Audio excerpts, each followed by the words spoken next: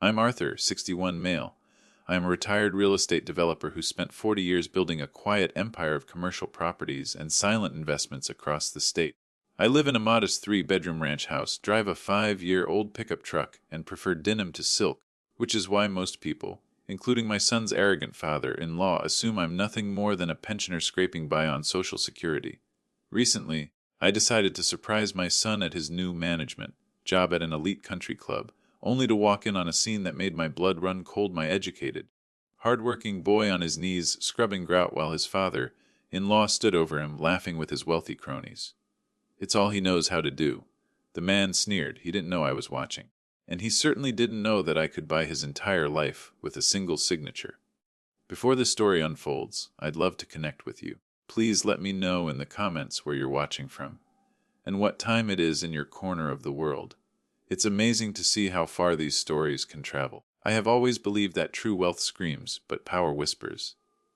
It was a lesson I learned early in my career, back when I was pouring concrete foundations for buildings I would eventually own. Over the decades, I amassed a portfolio that would make most investment bankers weep with envy, but I never felt the need to broadcast it. I didn't wear Rolexes, I wore a Timex. I didn't drive a Bentley, I drove a Ford F-150. I wanted my son Lucas to grow up understanding the value of a dollar, not just the ease of spending one. Lucas is a good boy.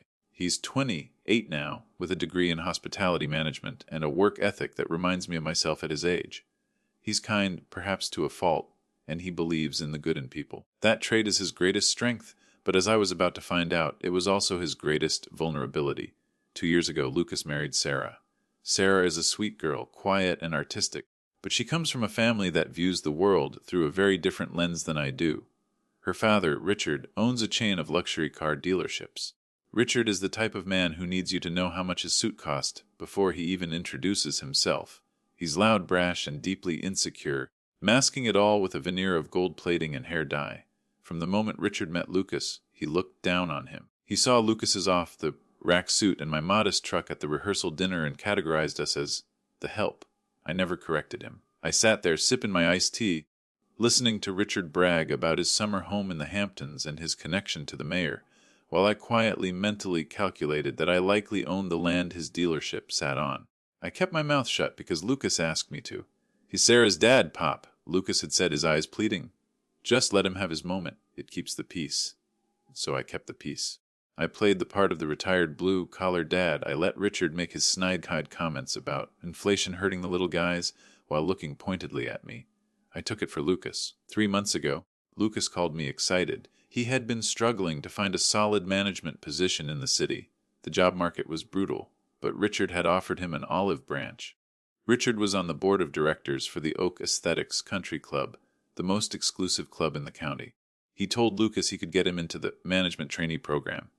"It's a fast track to director of operations, Dad," Lucas had told me, his voice cracking with relief. "Richard said I have to start on the ground floor to understand the business, but in 6 months I'll be running the place. It's a huge opportunity. Sarah is so happy."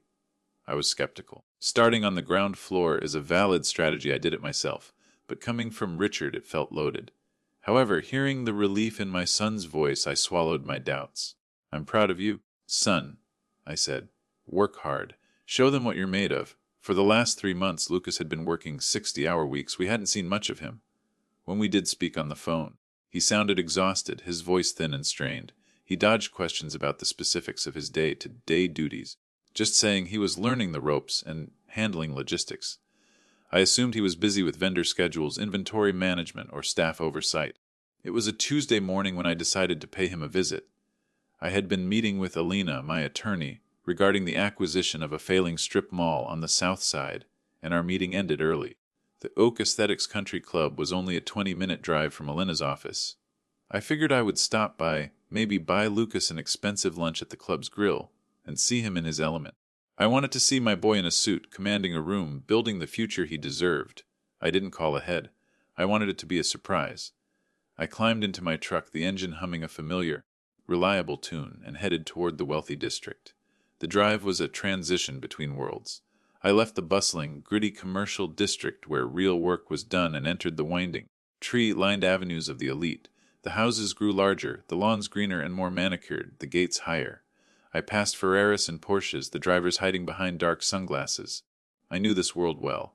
I owned enough of it, but I never felt at home in it. It always felt like a costume party where everyone was terrified of their masks slipping. I pulled up to the gatehouse of Oak Aesthetics. The guard, a young man in a uniform that cost more than my first car, stepped out and eyed my truck with immediate suspicion. Delivery entrance is around the back, he said, not even bothering to look at his clipboard.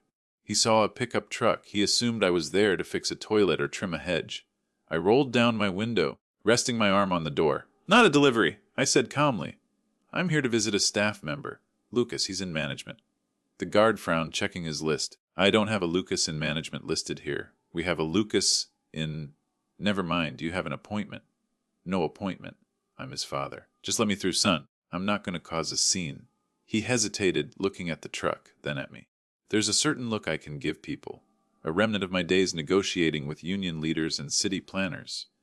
That tells them it's easier to say yes than to argue. He sighed and pressed the button to lift the gate.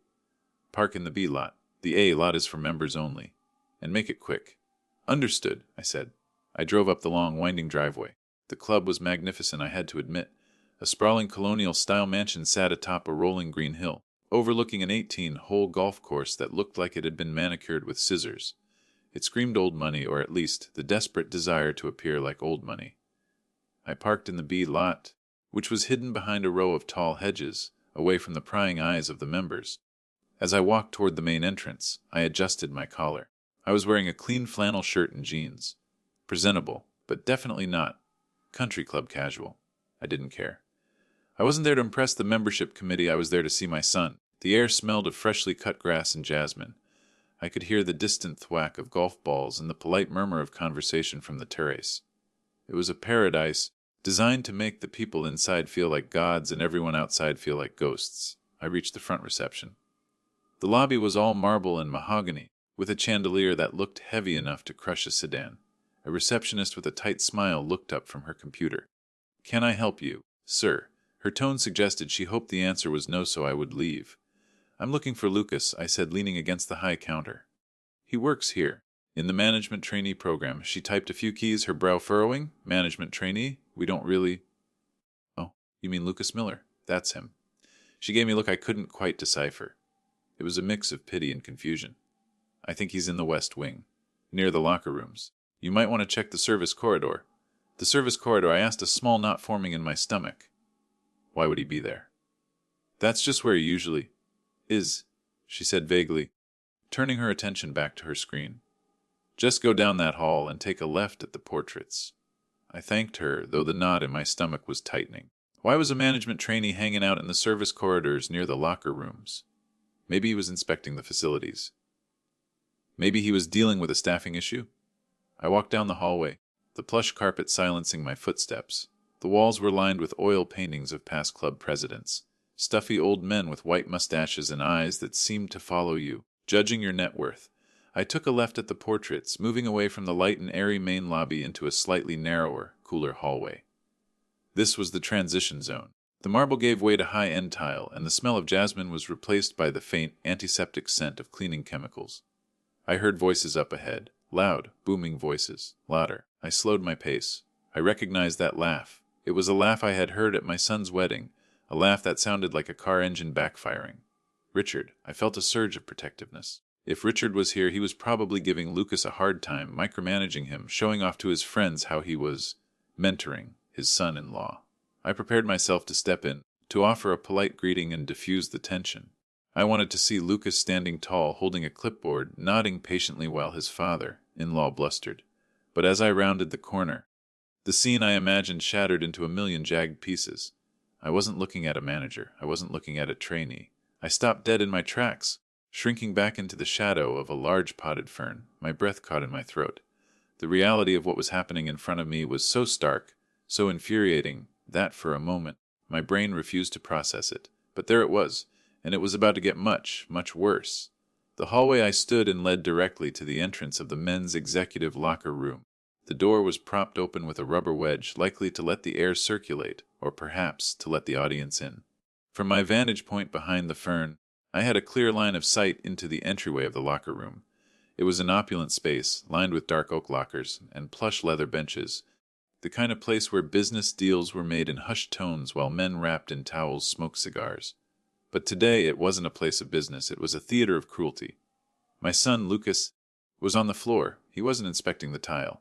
He wasn't pointing out a flaw to a janitor.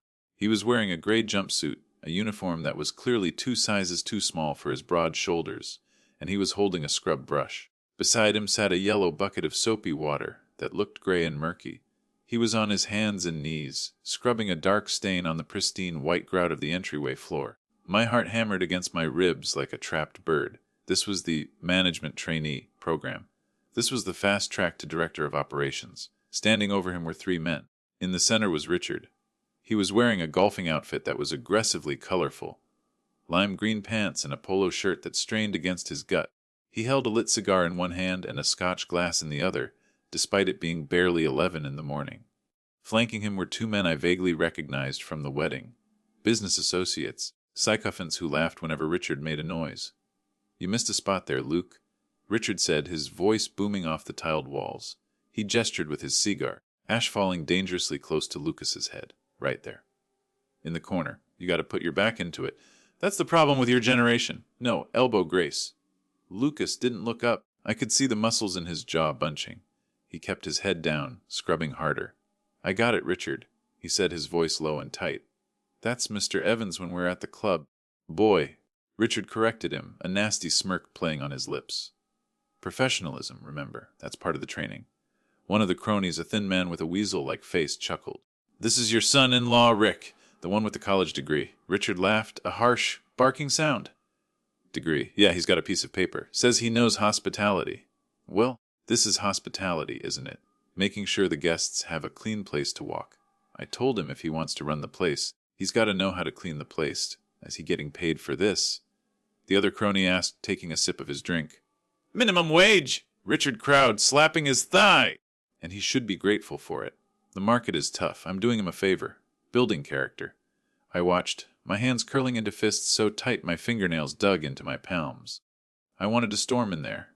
I wanted to grab Richard by his lime green collar and throw him into the lockers. I wanted to kick that bucket over and drag my son out of there.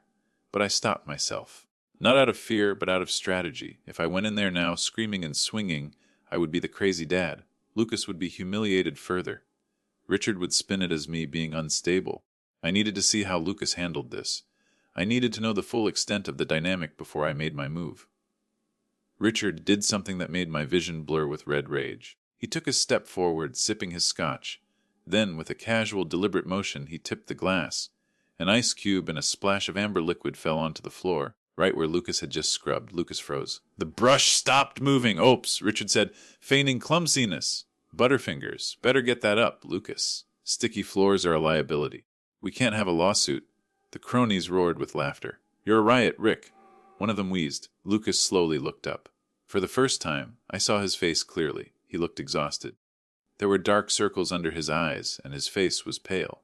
But worse than the exhaustion was the look of utter defeat. It was the look of a man who had been beaten down so many times he had forgotten how to stand up. "Richard, please," Lucas whispered. "I'm trying to work."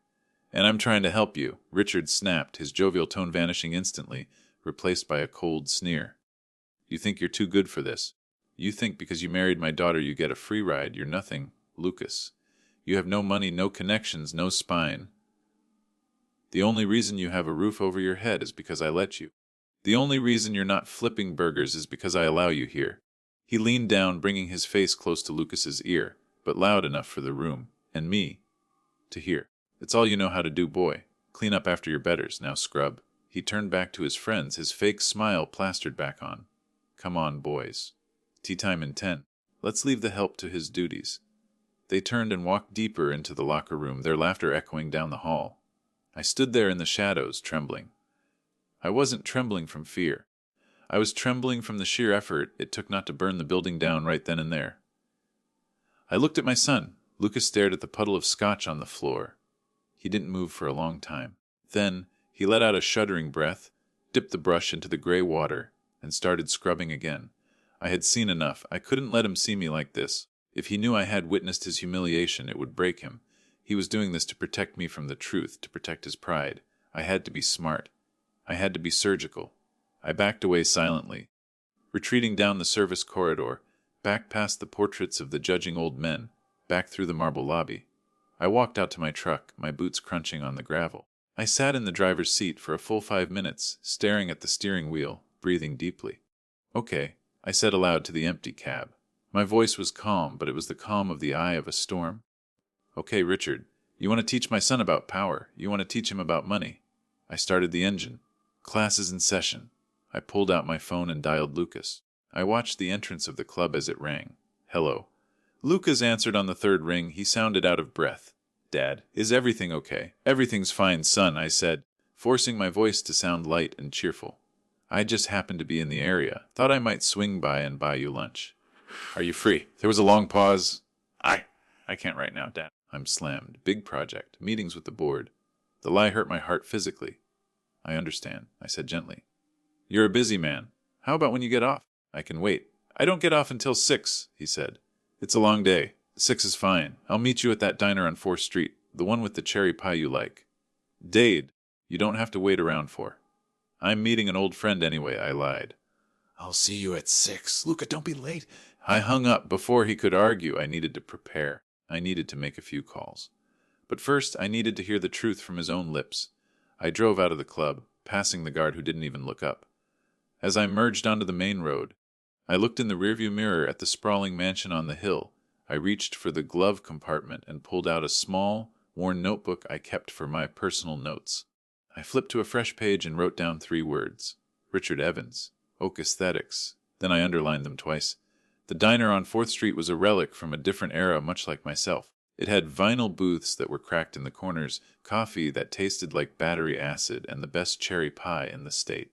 It was neutral ground. It wasn't my world, and it certainly wasn't Richard's. I sat in a corner booth, nursing a black coffee, watching the door. It was 6:15 p.m. Lucas was late. When he finally walked in, my heart sank. He had changed out of the jumpsuit and was back in his cheap suit, but he looked like he had been through a war.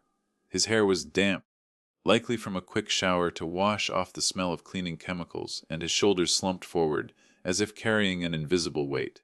He spotted me and forced a smile that didn't reach his eyes.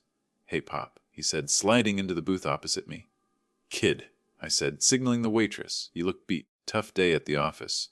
He flinched slightly at the word office, but recovered quickly. "Yeah, you know how it is. Logistics, inventory, dealing with, personalities." "Richard," I'd asked, keeping my tone neutral. Lucas looked down at the menu, avoiding my gazeness. "He's demanding, but he knows the business. He's trying to mold me." "Mold you," I repeated. "Is that what they call it?" The waitress arrived, and Lucas ordered a burger and fries. He looked like he hadn't eaten all day. When she left, I leaned forward, resting my elbows on the table. "Lucas," I said softly, "look at me." He looked up, his eyes swimming with fatigue and shame. "I went to the club today?" I said. The color drained from his face instantly. "What? When?" "I didn't see you." "I know you didn't. I didn't announce myself. I walked in, and I went to the locker room hallway." Lucas froze. His mouth opened slightly, but no words came out. He looked like a deer caught in headlights, waiting for the impact. "I saw you, son," I said, my voice trembling slightly despite my best efforts to keep it steady. "I saw the jumpsuit. I saw the scrub brush. And I saw Richard." Lucas dropped his head into his hands. A long, shuddering sigh escaped him. "Oh, God," he whispered. "Dade, I'm so sorry." "Sorry." I reached across the table and grabbed his wrist, pulling his hands away from his face. "Lucas, why are you apologizing? You have nothing to be ashamed of. Work is work." "But that wasn't work. That was abuse." "You don't understand," Lucas said, his voice cracking. Tears welled up in his eyes. "I can't quit. I can't." "Why not?" I demanded. "You're a qualified manager. You can get a job anywhere. Maybe not for the same pay immediately, but—" "It's not about the pay, Dad," Lucas snapped, then lowered his voice, looking around the diner. "It's not about the money. It's about the house. It's about Sarah." "Explain," I said, my voice hardening. "Start from the beginning." Lucas took a deep breath, wiping his eyes with a napkin. When we bought the house, the down payment, it was huge. The market was peaking. We couldn't afford it. Richard offered to cover the down payment as a wedding gift, but he made us sign a private loan agreement. He said it was for tax purposes, that he'd never call it in. I felt a cold chill go on. 6 months ago, he started making comments about how I wasn't providing enough for Sarah, how she deserved better. Then he offered me this job. He said if I didn't take it, If I didn't show I was willing to do whatever it takes to succeed, he would call in the loan. He's blackmailing you, I stated flatly. He calls it motivation, Lucas said bitterly. The loan has a clause. Immediate repayment in full if he calls it. Dad, it's $80,000. We don't have it. If he calls it, we lose the house. We lose our credit. We lose everything. Sarah loves that house. It's her dream home. I can't be the reason she loses it. Do Sarah know? I asked. Does she know you're scrubbing toilets? Lucas shook his head. No. She thinks I'm a trainee. She thinks I'm shadowing the managers. If I tell her, she'll confront him. And if she confronts him, he'll blow up. He'll pull the loan just to spite her. He's done it before with her older sister. He controls everyone with money, Dad. I sat back in the booth, the pieces falling into place. Richard wasn't just a bully, he was a predator. He had trapped my son in a gilded cage, using his own daughter's happiness as the lock. He was breaking Lucas's spirit day by day, proving to himself that he was the alpha, that the boy from the poor family would never be his equal. He pays me minimum wage, Lucas confessed, his voice barely a whisper. He says the rest of my salary goes toward interest on the loan. I'm working 60 hours a week, cleaning up after him and his friends, and I'm barely bringing home enough for groceries. But I have to do it. For Sarah. He looked at me, his eyes pleading for understanding. I just have to stick it out. He said in 6 months, if I prove I'm humble, he'll promote me. I just have to eat dirt for a while.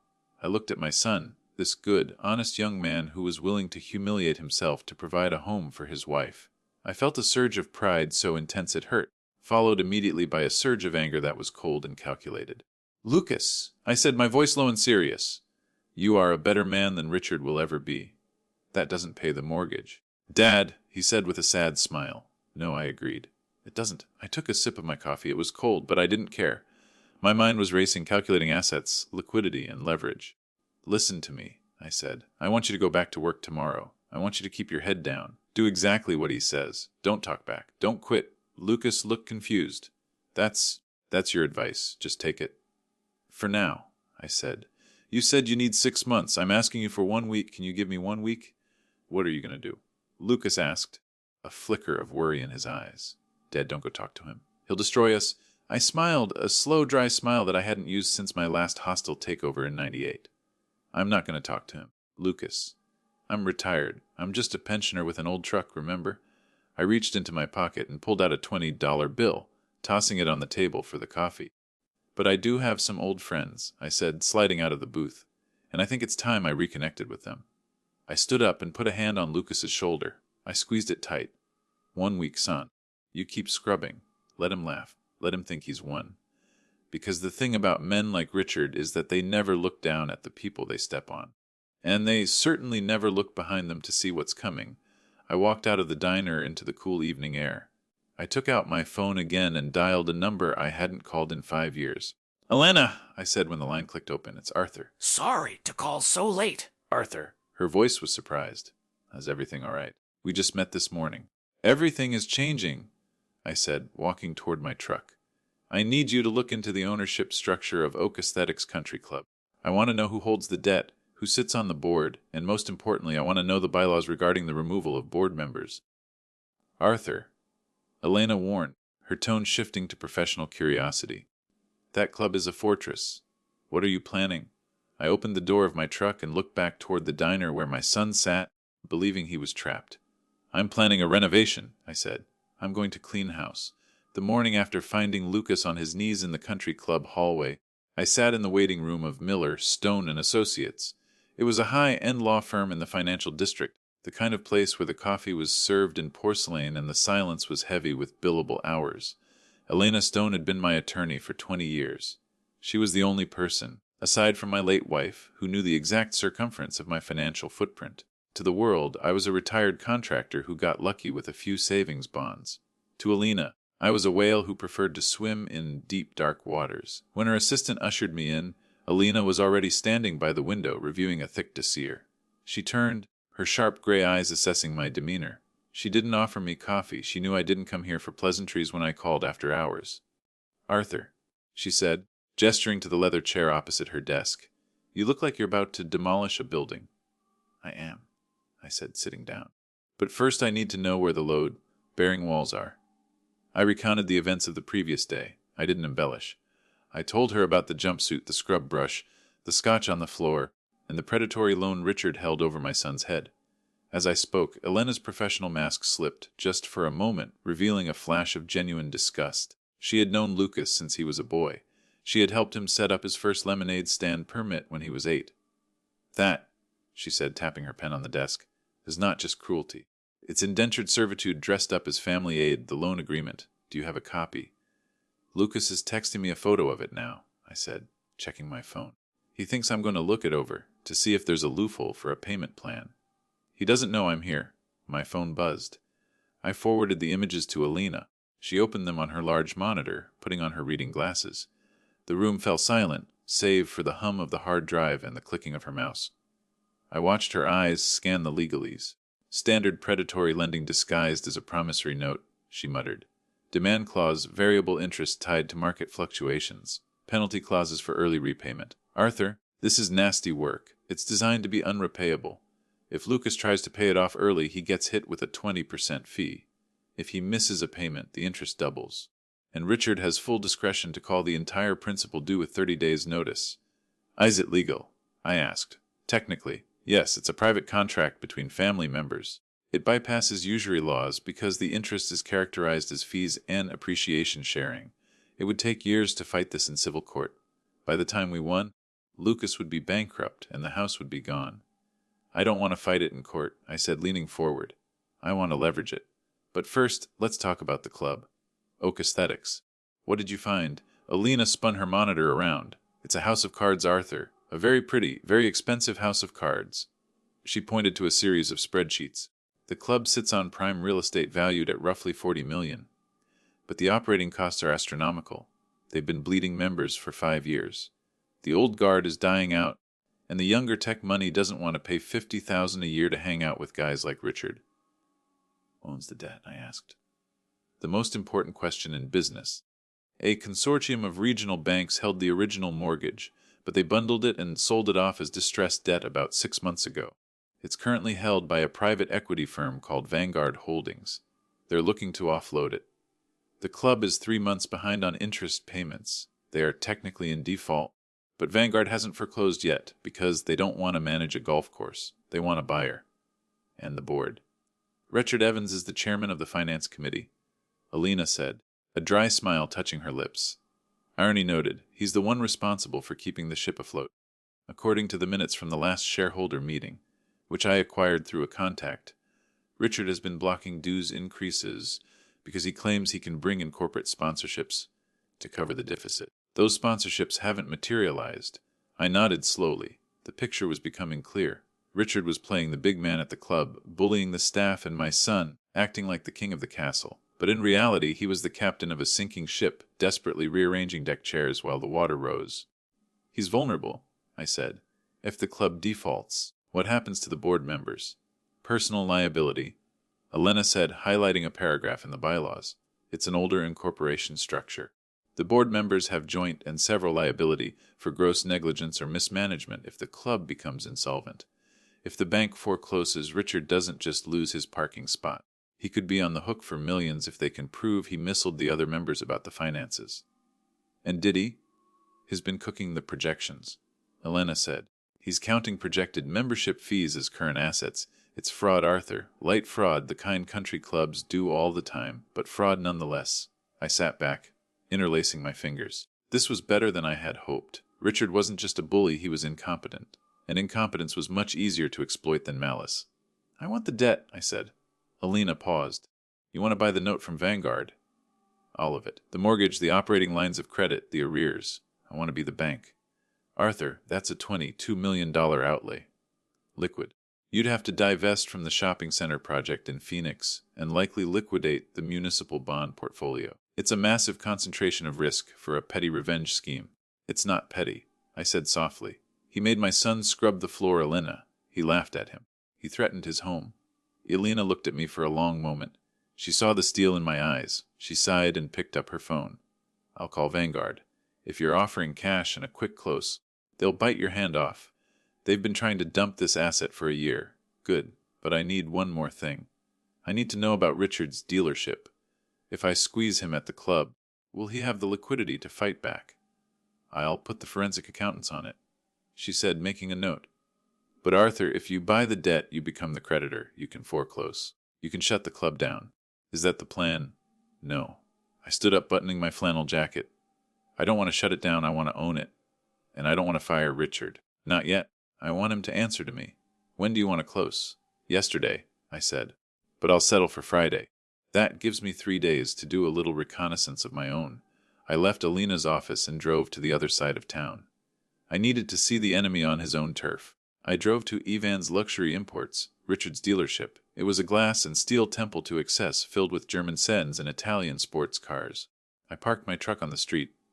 I didn't want a salesman shooing me away from the lot, and walked onto the pavement. I was wearing my usual attire: work boots, jeans, and a faded jacket. I looked like a man who might buy a used pickup, not a man who could buy the dealership. I wandered the lot looking at the sticker prices. 90,000. 120,000. The markup was insane. As I walked, I observed the staff. They looked bored. 3 salesmen were huddled by the coffee machine, looking at their phones. There were no customers. Can I help you, sir? I turned to see a young salesman approaching me. He looked about Lucas's age, but with hungrier eyes. He scanned my clothes and dismissed me instantly. I'm just looking, I said, thinking about an upgrade. Hugh's lot is around the back, he said, pointing a thumb over his shoulder without making eye contact. This is premium inventory. I like this one, I said, pointing to a convertible in the showroom window. Is the owner around? Richard Evans. The salesman laughed. Mr. Evans. He doesn't come down to the floor to talk to tire kickers. He's in his office, and he's busy. I looked up at the second-floor glass office that overlooked the showroom. I could see Richard. He was pacing, phone to his ear, gesturing wildly. He didn't look like a man enjoying the fruits of his labor. He looked like a man in panic mode. I thanked the salesman and walked away, but I didn't leave. I circled the building to the service bay. I struck up a conversation with a mechanic who was smoking a cigarette by the dumpster. A pack of cigarettes is a universal passport to information in the blue-collar world. Slow day, I asked. Offering a light. Slow year. The mechanic grunted, taking a drag. Inventory is sitting. Interest rates are killing the floor plan. Boss is tearing his hair out. He's been cutting hours in the service department. I reckon if we don't move 10 units this month, he's going to start laying people off. That bad. He's leveraging everything, the mechanic confided. I heard the finance manager say Richard pulled equity out of the business to pay for some personal stuff. A house extension, a boat, who knows. He's robbing Peter to pay Paul. I smiled. Sounds stressful. Tell me about it. He screams at everyone. Guy's a ticking time bomb. I walked back to my truck, the final piece of the puzzle clicking into place. Richard wasn't rich. He was cash flow rich. He lived on credit, moving money from one pile of debt to another to keep up appearances. The $80,000 he lent Lucas probably came from a line of credit he was paying interest on. He wasn't doing Lucas a favor. He was parking borrowed money in an asset, my son's house, to keep it off his own books, probably disguising it as a business expense or a tax write-off. He was over-leveraged at the dealership. He was liable at the club. And he was arrogant enough to think no one would notice. I sat in my truck and texted Alina, he's broke. Proceed with the acquisition. Fast track. Now I had the weapon. I just needed to design the trap. Wednesday and Thursday were a blur of wire transfers, digital signatures, and encrypted emails. Elena was a miracle worker. She negotiated with Vanguard Holdings, who were so desperate to get the toxic asset of the Oak Aesthetics Country Club off their books that they didn't ask questions about the buyer. They simply saw Solstice LLC, a shell company I had established years ago for anonymity and the proof of funds. By Thursday afternoon, I owned the paper. I owned the mortgage. I owned the operating debt. Technically, I owned the club. But ownership wasn't enough. I needed total control. I met with Alina again on Thursday evening to finalize the master plan. We sat in her conference room, a large whiteboard covered in timelines and legal clauses. Okay, here is the mechanism, Elena said, circling a date on the board. Friday at 2:00 p.m., the monthly board meeting. Richard presides. Perfect, I said. What's the agenda? Routine business. Approving the flour budget, complaints about the bunker sand quality. But we are going to inject a new agenda item. Elena handed me a document. This is a notice of default and acceleration. As the new note holder, Solstice LLC is exercising its right to call the debt due immediately due to material adverse change in the financial management of the collateral, i.e., Richard's fraud with the membership projections. So we walk in and demand $22 million. Or, Elena smiled, we offer a forbearance agreement. We agree not to foreclose if the board agrees to an immediate restructuring of governance. Specifically, the removal of the current finance chair and the appointment of an emergency manager with absolute executive power. Me, I said. You, she confirmed. But they won't know it's you until you walk in. The document just lists the authorized representative of Solstice LC. And Lucas? I asked. I need him there. I need him to see this. That's the tricky part, Elena said. Board meetings are closed sessions. Staff aren't allowed unless they are serving. Richard loves to humiliate him. I mused. He'll want Lucas nearby to fetch coffee or clean up. I need to ensure Lucas is in the room. I pulled out my phone. I'm going to text Lucas. I'll tell him I heard a rumor that the board is discussing layoffs and that he needs to be on his best behavior. Maybe volunteer to handle the catering service for the meeting to show initiative. That's manipulative, Arthur. Elena noted softly. It is, I admitted. But I need him to be the one pouring Richard's water when the glass shatters. I sent the text. Lucas replied almost instantly, thanks for the heads up, Dad. I'll ask the F&B manager if I can work the boardroom service. Richard will probably like that I'm serving him. It feeds his ego. Exactly, I thought. Friday morning arrived with a gray, overcast sky. It felt fitting. I spent the morning preparing. I shaved, trimmed my hair, and went to the back of my closet. I pushed aside the flannel shirts and denim jackets and unzipped a garment bag that hadn't been opened in 3 years. Inside was a bespoke, charcoal gray Italian suit. It was understated, tailored to perfection, and projected an aura of quiet, absolute authority. I put it on. The fabric felt familiar, like putting on armor I had retired from battle. I tied a silk tie, polished my dress shoes until they mirrored my determination, and put on my watch, a vintage Patek Philippe that was worth more than Richard's prized Porsche. I looked in the mirror.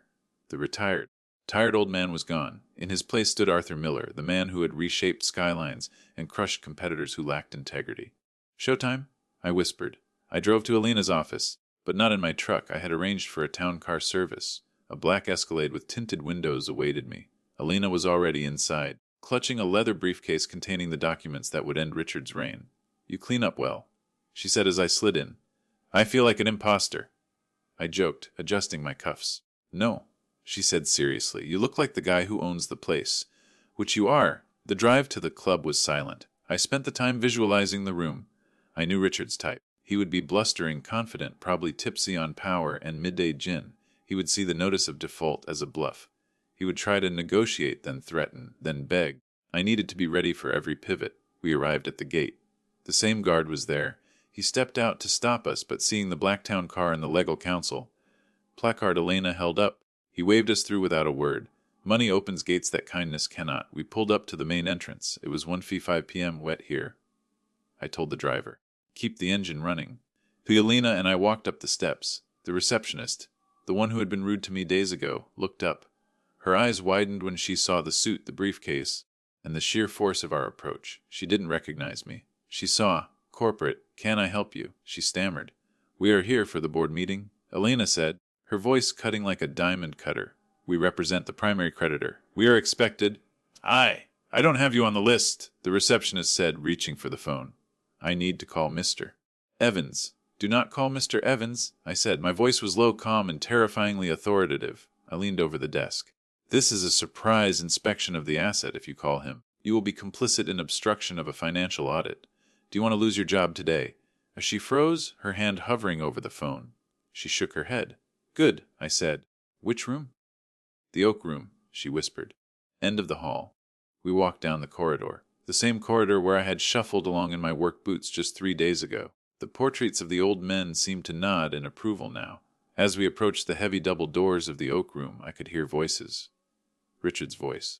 And that's why I'm proposing a 10% levy on the junior members, Richard was saying. They can afford it. We need to upgrade the patio furniture. Presentation is everything. Gentlemen. I looked at Elena. She nodded. Ready, she asked. Ready, I said. But before we entered, I needed to check one thing. I pushed the door open just a crack, peering in. The room was filled with 12 men in suits around a massive oval table. Richard sat at the head, leaning back, looking regal. And there in the corner, standing by a sideboard with a silver coffee pot, was Lucas. He was wearing a server's uniform. White shirt, black bow tie, black vest. He looked invisible. He was staring at the floor, waiting for a signal to pour. My heart hardened into a diamond. Let's go, I said to Elena. I didn't knock. I didn't ask for permission. I reached out, grabbed both handles of the double doors, and threw them open. They slammed against the walls with a thunderous crack that silenced the room instantly. Every head turned. 12 wealthy, startled faces looked at the doorway, and Richard, halfway through a laugh, choked on his own breath. The silence in the oak room was absolute. It was the kind of silence that follows a gunshot. Dust motes danced in the light streaming from the high windows, suspended in the tension. I walked in first, my stride measured and heavy. Elena followed a step behind, clutching the briefcase like a weapon. I didn't look at the board members. I didn't look at Lucas, though I could feel his shock radiating from the corner of the room. I kept my eyes locked on Richard. Richard's face went through a complex gymnastics routine. First confusion, then recognition, then baffling amusement. Arthur, he sputtered, half rising from his chair. What the hell? You can't be in here. This is a private meeting. Security! He looked around the table, offering a nervous laugh to his colleagues. Gentlemen, I apologize. This is my son-in-law's father. He's a bit confused. He's retired. He turned back to me, his face reddening. Arthur, get out. You're embarrassing Lucas. Look at him. He pointed a finger at Lucas, who was frozen, the coffee pot trembling in his hand. Lucas! Get your father out of here before I have him arrested for Trespassing! I don't think so, Richard, I said. My voice wasn't loud, but it projected to every corner of the room. It was the voice I used when I told a foreman to tear down a wall and build it again. I walked to the opposite end of the table, directly facing Richard. I placed my hands on the mahogany surface and leaned in. And I'm not here as Lucas's father, I continued. I'm here as the owner of this building. A ripple of murmurs went through the board. What is he talking about? Who is this guy? Richard laughed, but it was a thin, high-pitched sound. Owner. Arthur, have you gone senile? You drive a 2015 Ford. You live in a shack. You don't own a set of golf clubs, let alone a country club. Elena, I said, not breaking eye contact with Richard. Elena stepped forward and slapped a thick stack of documents onto the center of the table. The sound was like a gavel strike. Gentlemen, Elena announced, her voice crisp and professional. My name is Elena Stone, representing Solstice LLC. As of 4:00 p.m. yesterday, my client has acquired the full debt portfolio of Oak Aesthetics Country Club from Vanguard Holdings. This includes the primary mortgage, the secondary operating loans, and all outstanding arrears. She slid a single sheet of paper down the table. It came to rest right in front of Richard. This is the notice of acceleration, Elena said. The club is in default. The total outstanding balance is $22,400,000. It is due immediately. The color drained from Richard's face so fast it looked like the blood had been sucked out of him by a vacuum. He stared at the paper, his mouth opening and closing like a fish on a dock. This is nonsense, he stammered, looking at the other board members who were now frantically grabbing at the documents Elena had distributed. Solstice LLC. I've never heard of them. Who is Solstice? I am, I said. I unbuttoned my suit jacket and sat down in the empty chair at the foot of the table. I am the sole principal of Solstice LLC, which means, Richard, I am your banker. I am your landlord, and as of this moment, I am your biggest problem. Richard sank back into his chair, looking small. Arthur, you? But how? You're a construction worker. I was a developer. Richard, I corrected him coldly. I built half the commercial district you drive through to get here. I just never felt the need to brag about it at cocktail parties. I prefer silent equity. I turned my gaze to Lucas. He was staring at me, his eyes wide as saucers, the coffee pot forgotten. He looked from me to Richard and then back to me. He was seeing his father for the first time in his life, not the gentle dad who fixed bikes, but the titan who moved mountains. Lucas, I said gently, put down the coffee pot, son. You're done serving. Lucas slowly set the pot down on the sideboard. But the loan, Lucas whispered, his voice barely audible. The house. Richard seized on this, a desperate gleam entering his eyes. He thought he found a lever. Yes! The loan, Richard shouted, pointing at Lucas. You listen to me, boy! If you walk out of here, I call that note $80,000 today. You'll be homeless, I laughed. It was a dark, dry laugh. Richard, I shook my head, pulling another document from my inside pocket. You really should pay more attention to your own finances. I slid the paper down the table. What is this? Richard asked, his hands shaking as he picked it up. That, I said, is a notification from the Second Regional Bank. It seems you were a bit extended at the dealership. You used your receivables as collateral for a personal line of credit. The same line of credit you used to lend Lucas the money. I leaned forward. When I bought the club's debt, I had my team look into connected liabilities. It turns out your dealership is cross-collateralized with your personal assets, And since you are the guarantor for the club's mismanaged funds. The bank got nervous. Alina chimed in, smiling ruthlessly. Why bought your personal note too, Richard? Solstice LLC now owns the debt on your dealership, and the debt on the loan you gave Lucas. Which means, I said, locking eyes with him, Lucas doesn't owe you a dime, he owes me. And I've decided to forgive the debt. You can't, Richard wheezed. He clutched his chest. This is illegal. This is a hostile takeover. It's entirely legal, I said. It's just business. Isn't that what you told Lucas when you made him scrub the floor? Business is tough. You have to know your place. I stood up and walked slowly toward the head of the table. The other board members shrank back, terrified of catching my eye. They were survivors. They knew the king was dead, and they were already bowing to the new emperor. I stopped right next to Richard.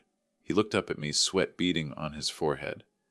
The arrogance was gone. The lime green polo shirt suddenly looked ridiculous, a clown costume in a room of executioners. You humiliated my son, I said, my voice dropping to a whisper that only he and Lucas could hear clearly. You made him crawl. You made him think he was worthless because his bank account wasn't as big as yours. You judged a man by his wallet, Richard. That was your mistake.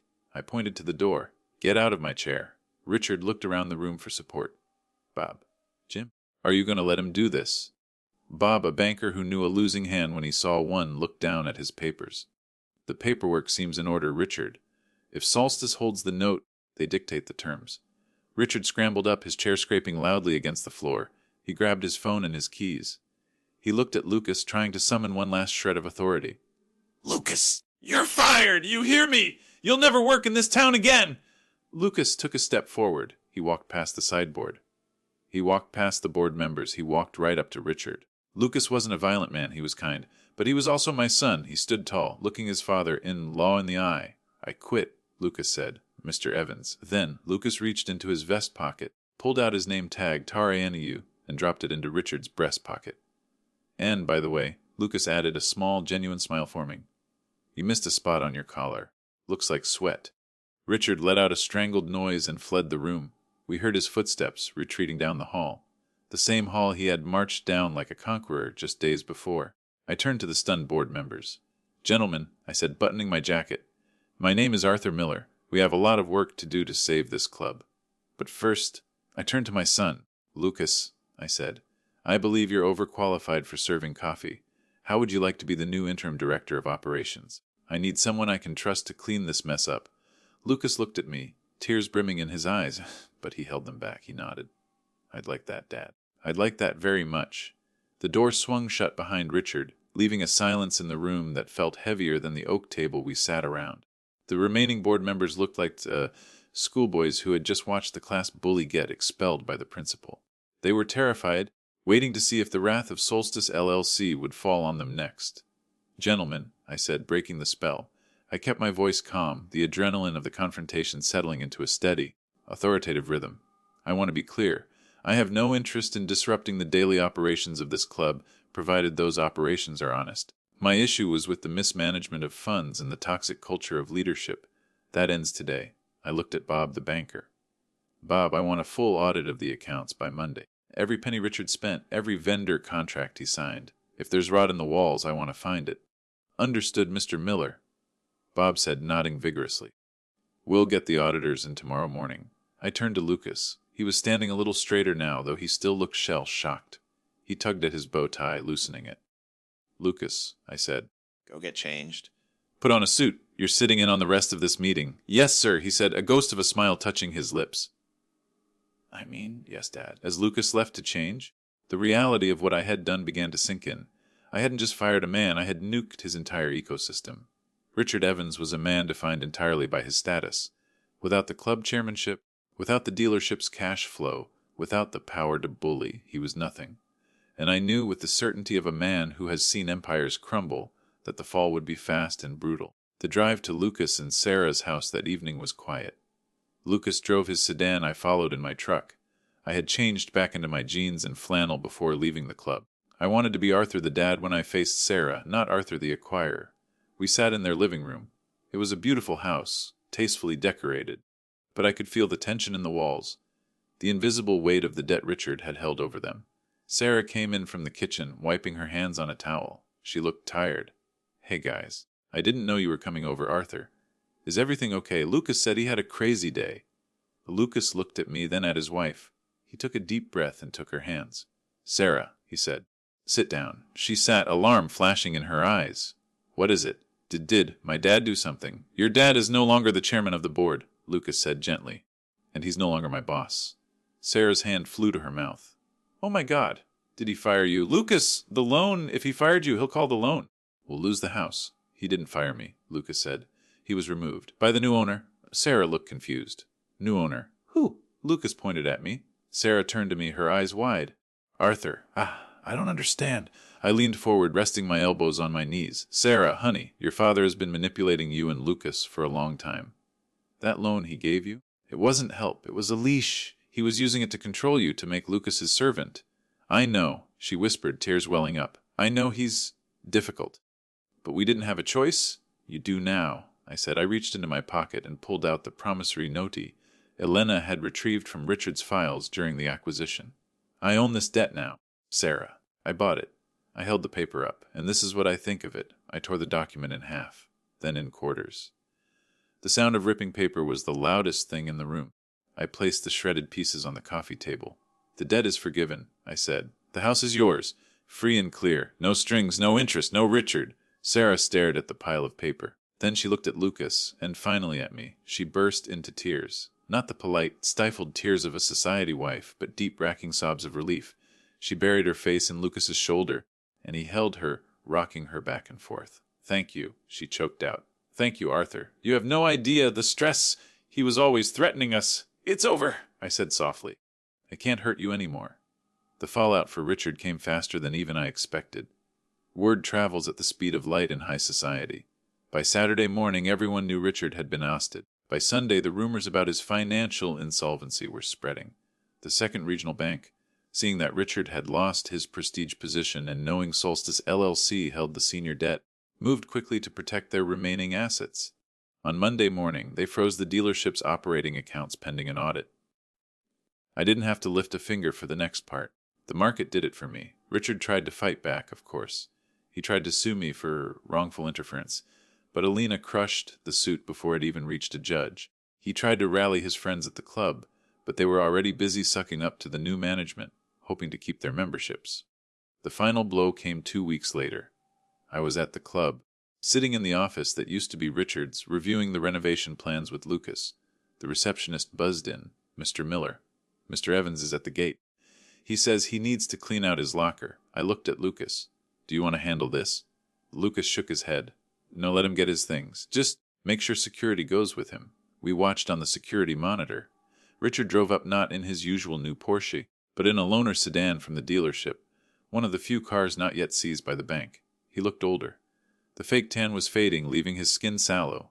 He wore a tracksuit, not a suit. He walked into the locker room, the same room where he had made Lucas scrub the floor. A security guard stood by while Richard emptied his locker. He threw his golf shoes into a duffel bag violently. He grabbed his expensive humidor. Then he stopped. He looked at the spot on the floor where Lucas had been on his knees. He stared at it for a long time. I couldn't read his expression on the grainy black and white monitor. Was it regret? Shame? Or just the bitterness of a man who realized he had kicked the wrong dog?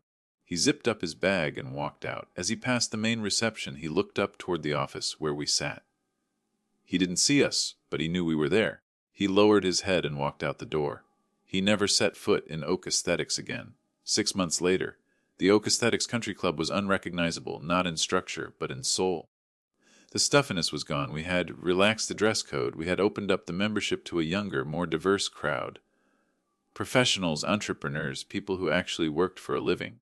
The old guard had grumbled at first, but when they saw the quality of the food improve and the greens become pristine again, they quieted down. Lucas was thriving. I walked into the clubhouse on a Tuesday afternoon. The place was buzzing. There was a networking event happening in the lounge. Lauder, clinking glasses, genuine conversation. I found Lucas in the main dining room. He was wearing a suit that fit him perfectly. No more ill-fitting jackets. He was speaking with the head chef, discussing the new seasonal menu. He looked authoritative, calm, and respected. When he saw me, his face lit up. "Dad!" "You made it. Wouldn't miss the quarterly review." I smiled, shaking his hand. "How are the numbers?" "Up 20%. Lucas beamed. Weddings are booked out for next year, and the corporate retreat packages are selling like hotcakes. We're actually going to turn a profit this quarter. A real profit, not a creative accounting one. Good work, I said. I knew you had it in you. I had a good teacher, he said. We walked out onto the terrace overlooking the 18th hole. The sun was setting, casting long golden shadows across the fairway. Have you heard from him? I asked quietly. Lucas nodded, looking out at the horizon. Sarah talks to her mom. Apparently Richard and her mom are separating. The dealership went into receivership last month. He's living in a condo downtown. He's trying to start some consulting business, but, well, his reputation is shot. And Sarah, she's doing great. She started painting again. She's actually designing the new brochures for the club. We're happy, Dad, really happy. For the first time, we feel safe. That was all I needed to hear. I had spent my life building things, shopping malls, office parks, apartment complexes. I thought those were my legacy. I thought the steel and concrete I left behind would be the proof that Arthur Miller existed. But standing there on that terrace, watching my son command his domain with kindness and integrity, I realized I had been wrong. My legacy wasn't the buildings. My legacy was him. I had used my money as a weapon, yes, but I had used it to cut the chains that were binding my family. I had used it to clear the weeds so the real crop could grow. You know, I said, leaning on the railing. I'm thinking of stepping back from the oversight committee. I think the emergency manager role is obsolete. Lucas looked at me, surprised. You're leaving. But you own the place. I'll always own the paper, I said, winking. But you own the room. Lucas, you don't need me looking over your shoulder anymore. You're not a trainee, you're the director. Lucas swallowed hard, emotion thickening his voice. Thanks, Dad, for everything. For the club, for the house. For believing in me when I was on my knees. A man is not defined by where his knees are. Lucas? I said, placing a hand on his back. He's defined by what he does when he stands up. We stood there for a while longer, watching the sun dip below the tree line. The air was cool and fresh. Somewhere in the distance, a golfer sank a putt and cheered. I checked my watch. It was time to go. I had a date with my old truck and a quiet evening at home. I'll see you Sunday for dinner, I asked. Sarah's making pot roast. Lucas promised. Don't be late. I'm never late, I said. I just arrive exactly when I mean to. I walked back through the club, past the smiling staff who greeted me by name, past the bustling lobby. I walked out to the parking lot, past the rows of BMWs and Teslas, and climbed into my 2015 Ford F-150. It groaned as I started the engine, a familiar, comforting sound. I drove out of the gate, giving a wave to the guard. As I merged onto the road, leaving the world of the elite behind and heading back toward my modest ranch house, I felt lighter than I had in years. I wasn't just a retired developer anymore. I was a father who had done his job, and that was the richest feeling in the world. Morel les san. Wow, what a journey. We saw Arthur go from a quiet, underestimated father to an absolute titan of industry just to protect his son. And we saw Richard, a man who had everything, wealth, status, power, lose it all because he lacked the one thing money can't buy, human decency. Let's break this down. Richard's mistake wasn't just that he was cruel, it was that he was arrogant. He assumed that because Arthur drove an old truck and wore flannel, he was weak. He assumed that because Lucas was kind and willing to work hard, he was exploitable. He judged people by the price tag on their clothes, not the content of their character. And that is the ultimate trap of materialism. Richard thought he was the king of the castle, but he was building his life on a foundation of debt and deceit. When true power, the kind Arthur possessed, which was grounded in patience, liquidity, and love, walked into the room, Richard's house of cards collapsed instantly. The moral of the story is simple but powerful. Never mistake silence for weakness, and never mistake kindness for submission. Treating people with dignity isn't just the nice thing to do, it's the smart thing to do. You never know who you are talking to. The janitor might be a genius, the quiet intern might be the future CEO, and the old man in the pickup truck might just own your mortgage. In this life, tables turn. Elevators go down just as fast as they go up. So be kind, be humble. Value your relationships over your ego. Because when the chips are down, your bank account won't hold your hand, but your family will. Thanks for watching Reading. If this story resonated with you, go hug your loved ones today. Remind them that you're in their corner, just like Arthur was for Lucas. Stay safe, be good to each other, and I'll see you in the next story.